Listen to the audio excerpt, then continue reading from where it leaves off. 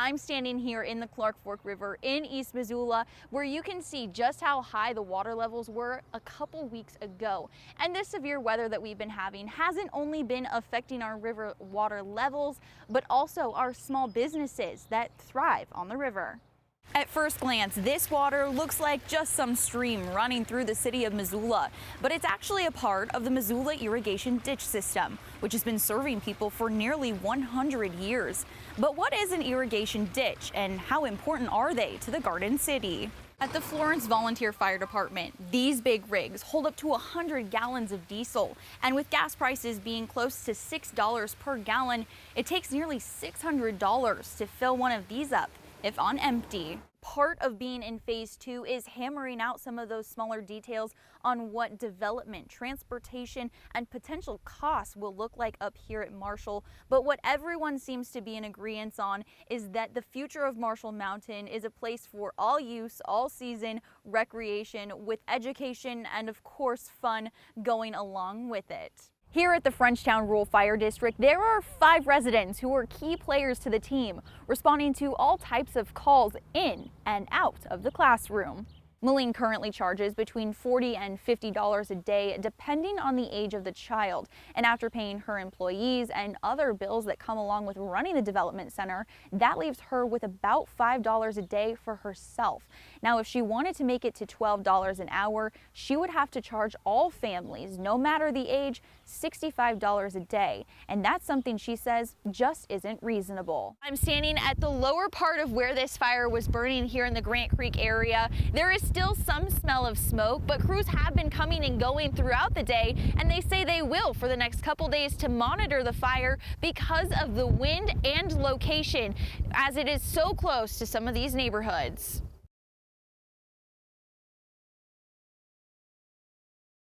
Picking out pencil boxes, binders, and notebooks is all a part of the fun and going back to school.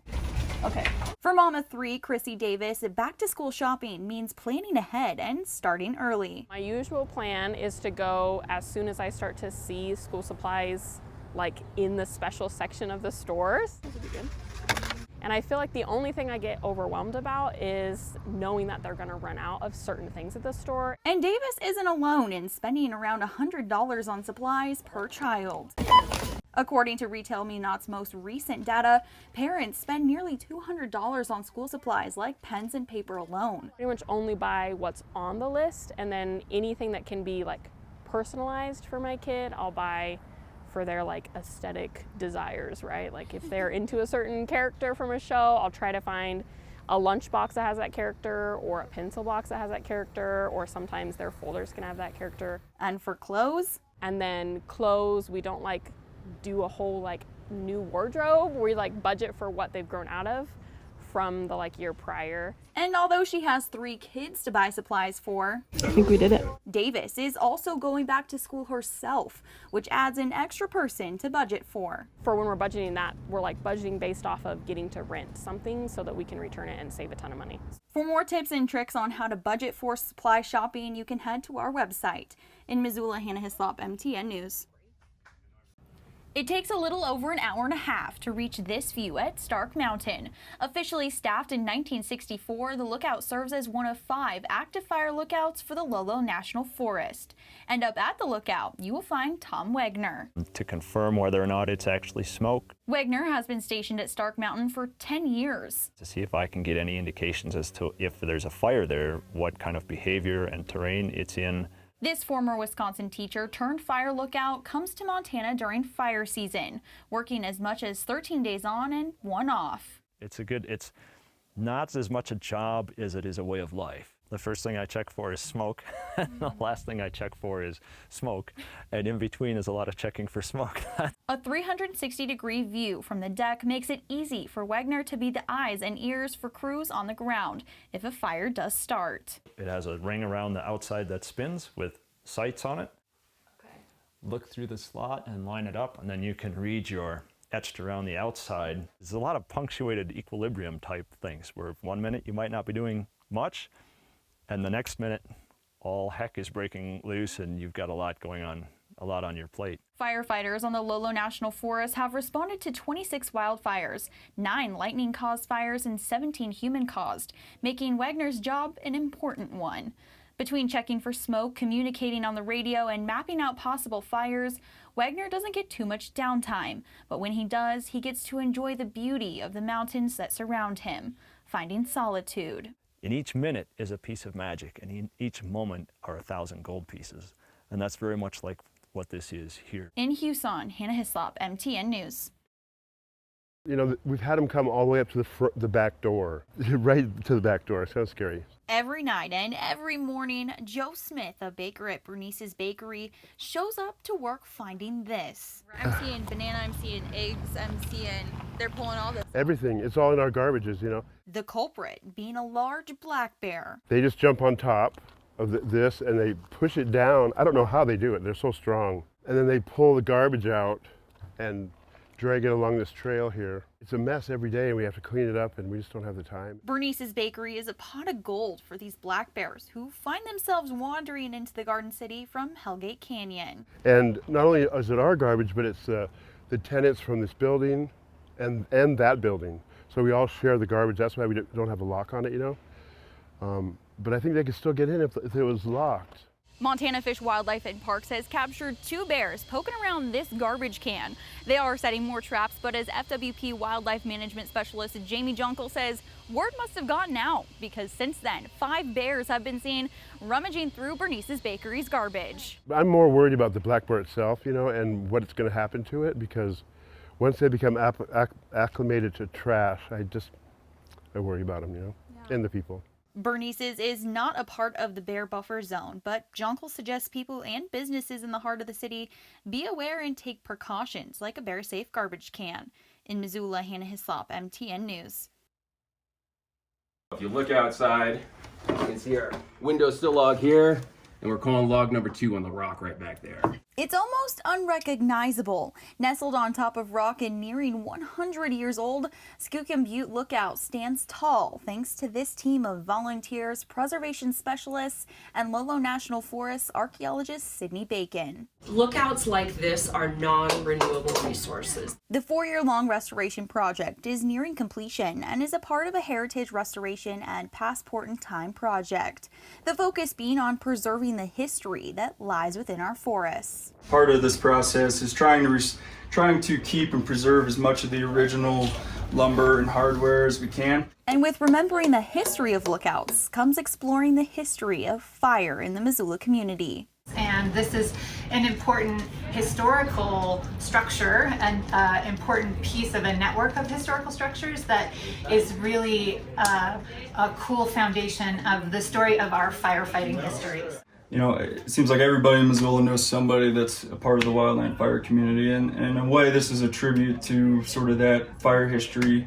For Lauren Poppin, over the course of volunteering, she's been able to take in this view and learn about the history of the Lolo National Forest. I mean, they're not building anymore, so that makes it really special. Once these buildings are gone, either destroyed by fire, lightning, vandalism, once they're gone, they can never be back. I mean, this building is almost 100 years old. In Lolo, Hannah Hislop, MTN News. How are ya? For the lady who runs the box shop, Christine Staub, business means more than printing labels and building boxes. It's about community.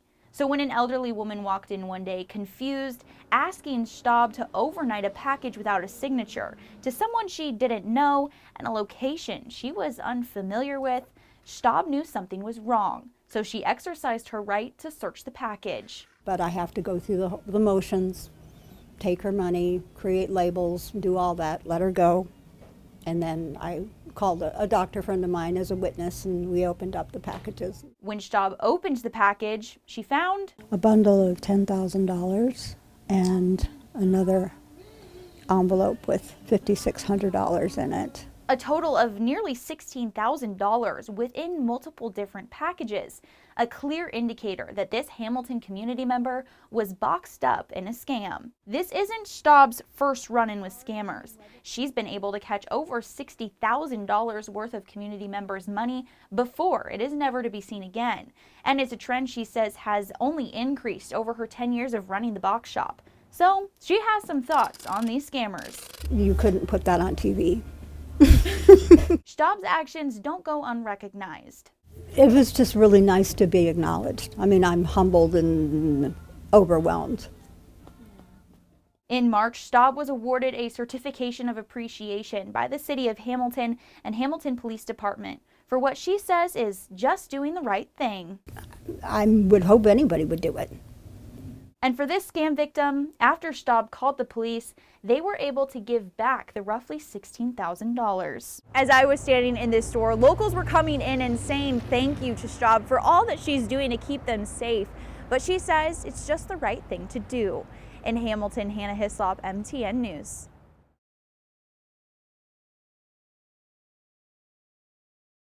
The state of Montana has ranked as one of the top 5 states in the nation in suicide rates for years now. Numbers show that 63% of suicides in Montana are from firearms. Missoula City County Health Department says that suicide is on the rise in our community. That's why they're doing what they can to help combat this by giving out free gun locks. For the past 5 years, the Missoula City County Health Department has given away hundreds of free gun locks to anyone that wants one. The hope is that by locking up guns, suicide rates in our community will fall. In the Flathead, one person is dead and another is in serious condition following an early morning shooting in Flathead County. Flathead County deputies responded to a reported shooting at South Fork Saloon in Martin City at around 1 a.m. on Saturday. Deputies arrived at the scene and found that a man and woman had been shot. The woman died at the scene and the man was flown to Logan Health in Kalispell in serious condition. The victims were shot during a reported verbal altercation with the alleged shooter, according to a social media post.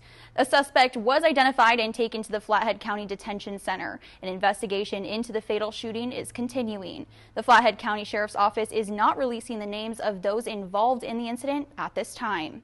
Earlier this month, the Biden administration announced that 2 Montana tribes were being awarded a combined $74 million to expand high-speed internet on their land. It was a major announcement, and it has major impacts for the Confederated Salish and Kootenai tribes, one of the recipients. I drove to Ronan to find out just how much this $41 million grant will help.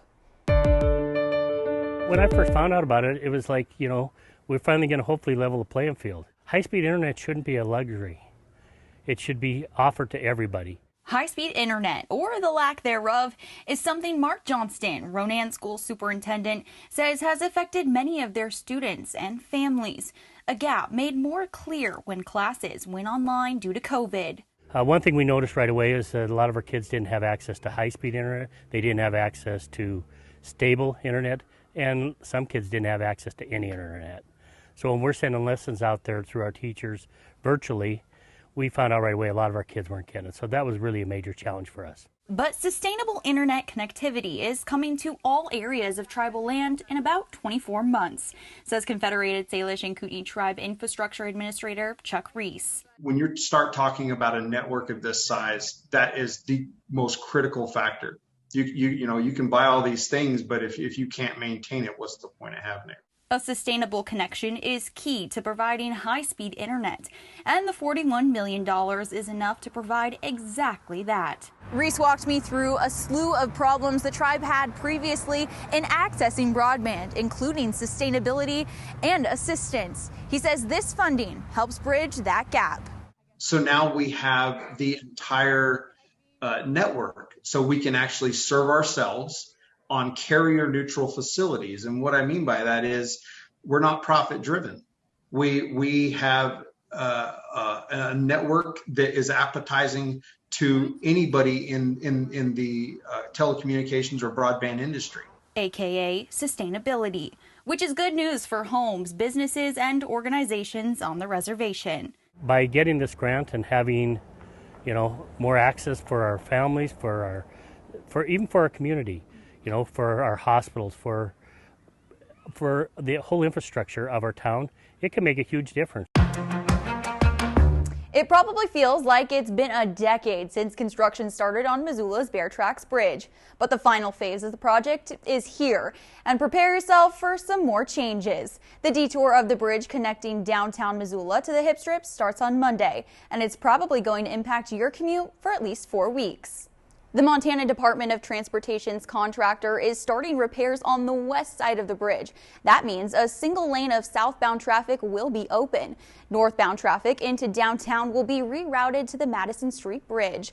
The good news is both walkways on either side of the Bear Tracks Bridge will stay open. We also don't want you to forget that the Bear Tracks Bridge was dedicated earlier this month in honor of CSKT and Missoula history. To read all about that monumental day and to listen to my unedited conversation with the tribal elder, visit our website. Missoula is known for its art scene. From painted alleys, local storefronts, and markets, the Garden City provides a place for local makers to sell their creations. A couple months ago, I got to chat to the founders of Missoula Makers Collective. It's a business founded by makers for makers to help grow passion projects into full-time gigs. I got to follow up with the group and see how their success has gone from a market of 10 makers to a storefront helping over 100 local artists. There's still a chance for you to take a ghost tour of Kalispell's historic Conrad Mansion. As we told you Friday, the mansion was built in 1895 and has 26 rooms, darkened hallways, and plenty of stories to tell. If you're in the area, you might want to take advantage of the spooky experience, which is also the mansion's biggest fundraiser. It's open for Halloween. Of course, we all know Montana is rich in history. That's why tonight, MTN's Diane Parker offers another ghostly experience from the Magic City. With thousands of kids swinging on swings and sliding down the slide, Missoula's new West Side Park and Playground opens to the public today. The new playground's inclusive design allows children of all ages and abilities to play together. Parks and Recreation Director Donna Glockler says the project has been in the works since the fall of 2018, when Lowell Elementary School students visited the playgrounds across Missoula to help shape the design of their own new play space. Last Wednesday, President Biden announced his student loan relief plan for low to middle income students. While the plan aims at protecting students, it's important to stay alert of scammers who are looking to take advantage of those who qualify. The Better Business Bureau says they have received reports of scammers trying to take advantage of students by offering an expedited process for forgiving loans.